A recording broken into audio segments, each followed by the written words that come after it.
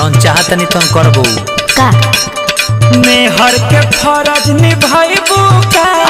रात भर संगे सुताइबू का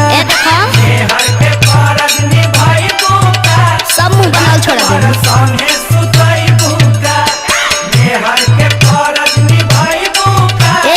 रात भर संगे सुताइबू का यही से कहतनी हो